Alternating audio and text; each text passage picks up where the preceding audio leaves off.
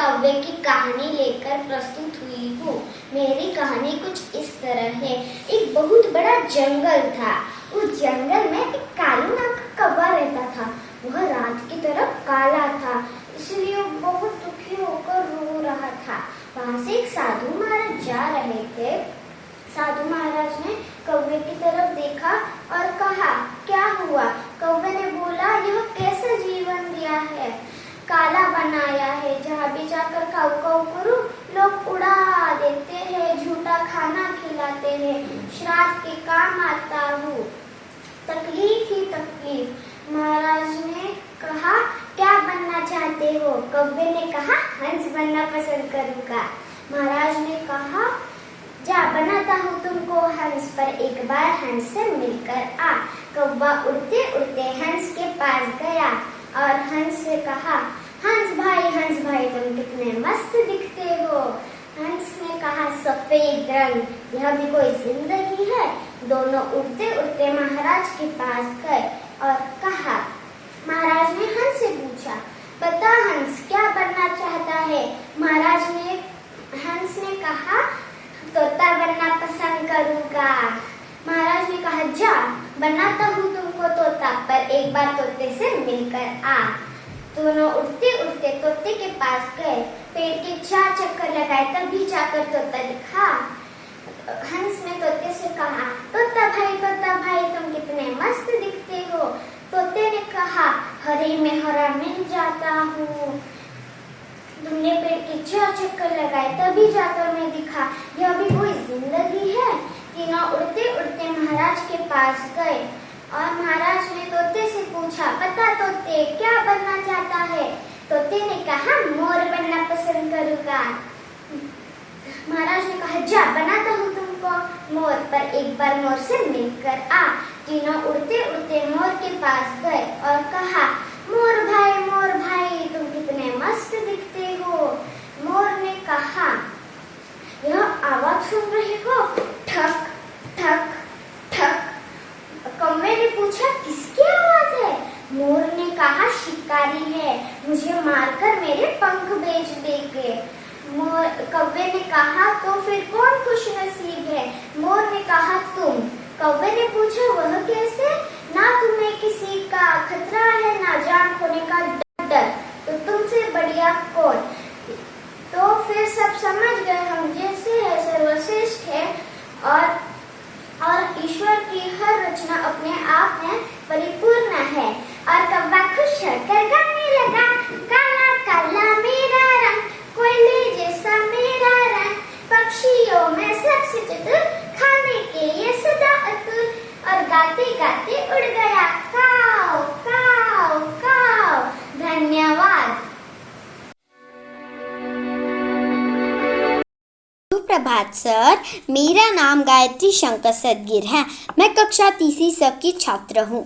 मैं आपके सामने एक कहानी सुनाने वाली हूँ। उस कहानी का नाम है हाथी की मित्रता।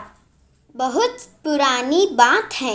एक जंगल में एक हाथी किसी मित्र की तलाश में इधर उधर घूम रहा था। घूमते घूमते उसे एक बंदर दिखाई दिया। हाथी बोला, बंदर भाई, क्या तुम मेरे मित्र बनना पसंद करोगे? बंदर बोला, आप तो बहुत बड़े हैं, आप तो मेरी तरह एक पेड़ पर झूल भी नहीं सकते, तो फिर आपकी और मेरी दोस्ती कैसी? अगले दिन हाथी को एक खरगोश मिला। हाथी बोला, क्यों खरगोश जी, क्या तुम मेरे मित्र बनना पसंद करोगे? खरगोश बोला, आप तो बहुत बड़े हैं और मैं इतना छोटा, आप तो मेरे बाड़े में घुस भी नहीं सकेंगे, तो फिर आपकी और मेरी दोस्ती कैसी? हाथी को एक मेंढक मिला। हाथी बोला, मेंढक मित्र, क्या तुम मेरे मित्र बनना पसंद करोगे? तो फिर तुम्हारी बड़ी कृपा होगी। मेंढक बोला, अरे वाह, मान न मान, मैं तेरा मेहमान, कुछ तो सोचो, मैं इतना छोटा और तुम इतने बड़े। जाओ भाई जाओ, कहीं और अपनी दाल गलाओ। हाथी को एक लोमड़ी दिखाई दी। हाथी बोला, लोमड़ी बहन, क्या तुम मेरा मित्र बनने को पसंद करोगे? देखो, ना मत कहना, मैं बड़ी उम्मीद से तुम्हारे पास आया हूँ। बोलो, कुछ तो बोलो। लोमड़ी बोली, ना बाबा ना, मैं इतनी छोटी और तुम इतने बड़े। ना बाबा ना, अगर गलती से तुम्हारे पाँव के नीचे आ गई तो मेरी चटनी बन जाएगी। ना बाबा ना। हाथी ने देखा कि जंगल के सभी जानवर इधर उधर भाग रहे हैं। हाथी ने लोमड़ी से पूछा, लोमड़ी बहन, क्यों तुम सब इतने तेजी से भाग रहे हो? क्या हुआ? लोमड़ी बोली, हाथी दादा, हमारे पीछे एक शेर पड़ा है, वो हम सबको खा जाना चाहता है।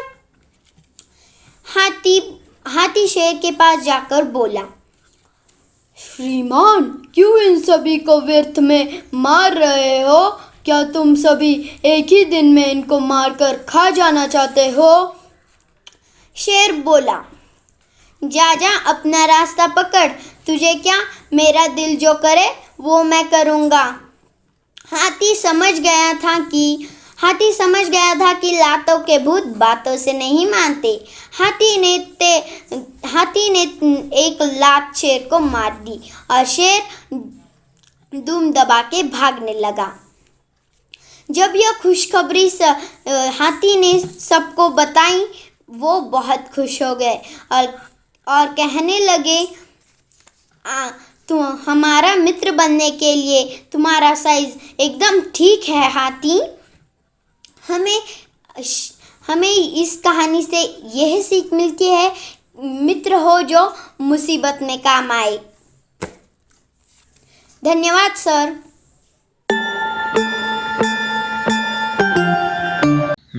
नमस्कार दोस्तों, मैं अनखरी चौहान आपके सामने एक कहानी प्रस्तुत करने जा रहा हूँ जिसका नाम है लालची मक्खी लाल वाला। एक गांव में एक मक्खी लाल वाला आदमी रहता था। वो दूध और घी बेचता था।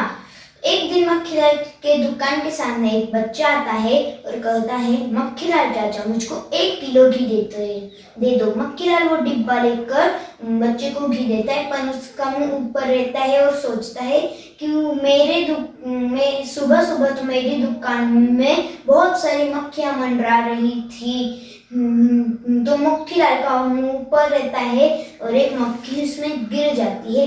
मक्खी लाल वो मक्खी वाला डिब्बा उस बच्चे को दे देता है।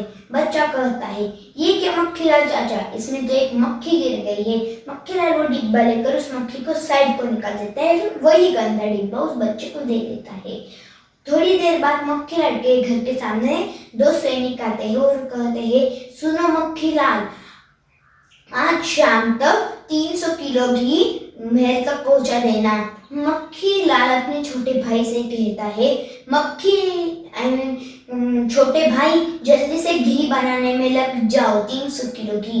छोटा भाई कहता है, 300 किलो घी बनाने के लिए तो भैया हमारे पास उतना दूध है ही नहीं। मक्खी लाल अपने छोटे भाई से कहता है कि तुम इसमें पानी मिला दो। छोटा भाई कहता है, नहीं भैया, ऐसा करना तो हानिकारक हो सकता है। मक्खी लाल उस पर गुस्सा होता है और कहता है कि तुम इसमें पानी मिलाओ वरना मैं तुम्हें छोड़ूंगा नहीं। फिर छोटे भाई को वो करना ही पड़ता है। फिर कभी भी 300 किलो घी नहीं बनता है।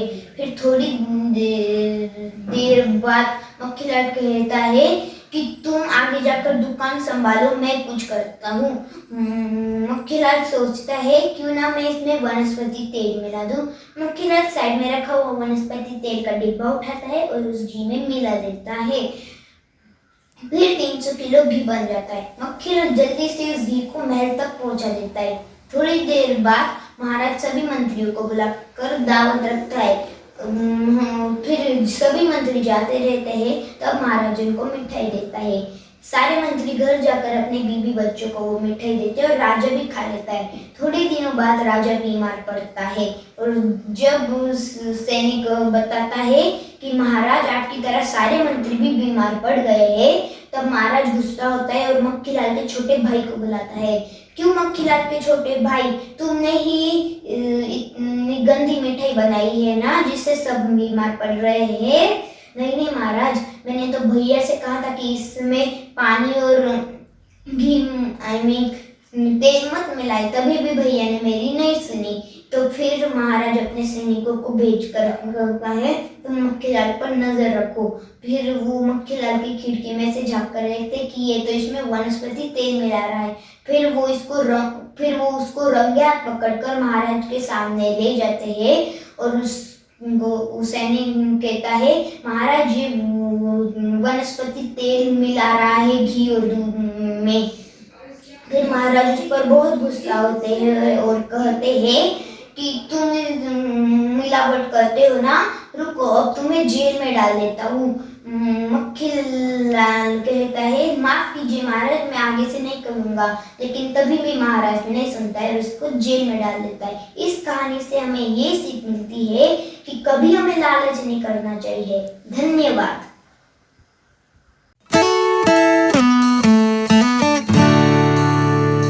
नमस्ते सर, मैं वैभव खेरनार। मैं आपके सामने कहानी प्रस्तुत करने जा रहा हूँ जिसका नाम है एक चींटी और एक कबूतर।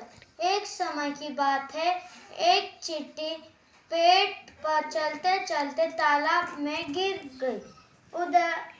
उधर एक कबूतर ने देखा कि वह चींटी तालाब में गिर रही है। कबूतर ने एक पेड़ से पत्ता तोड़ा और चींटी के तरफ फेंक दिया। चींटी झट से उस पत्ते पर चढ़ गई। चींटी ने कबूतर को बहुत धन्यवाद किया और उसके बाद एक शिकारी जंगल में आकर जमीन पे दाने डालकर वह एक जाल बिछा दिया और वह बैठा कबूतर और चींटी ने देखा कि वही कबूतर जिसने उस चींटी की जान बचाई। चींटी ने झट से जाकर शिकारी के पैर को काट डाला और शिकारी ने कहा कि अरे मेरे को किसी ने जोर से काट लिया। और कबूतर ने देखा कि यह आवाज कहाँ से आ रही है। कबूतर ने देखा कि पेड़ के पीछे एक शिकारी छुपा है जो कि जाल बिछाकर पेड़ के पीछे छुपा है।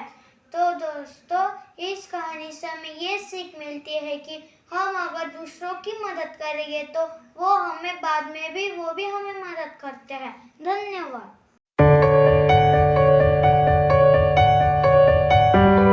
नमस्ते sir and ma'am, my name is Vaishnavi Prashant RK. आज मैं आपको एक कहानी सुनाने जा रही हूँ। उसका नाम है मुर्गे की अकल ठिकाने। एक समय की बात है, एक गांव में ढेर सारे मुर्गे रहते थे और एक गांव के बच्चे ने एक मुर्गे को परेशान किया। मुर्गे ने सोचा मैं दूसरे दिन किसी को आवाज ही नहीं करूँगा तो सब सोते रहेंगे और मेरी अहमियत सबको पता चलेगी और मुझे कोई तंग भी नहीं करेगा। अगले दिन सब अपने टाइम पर उठकर सब अपने अपने काम पर लग गए और सब अपने अपने काम में लग गए और मुर्गे को ये सीख मिली कि किसी के बिना कोई काम नहीं रुकता और काम चलता ही रहता है। और इस कहानी का उद्देश्य है कि हमें कभी घमंड नहीं करना चाहिए। धन्यवाद।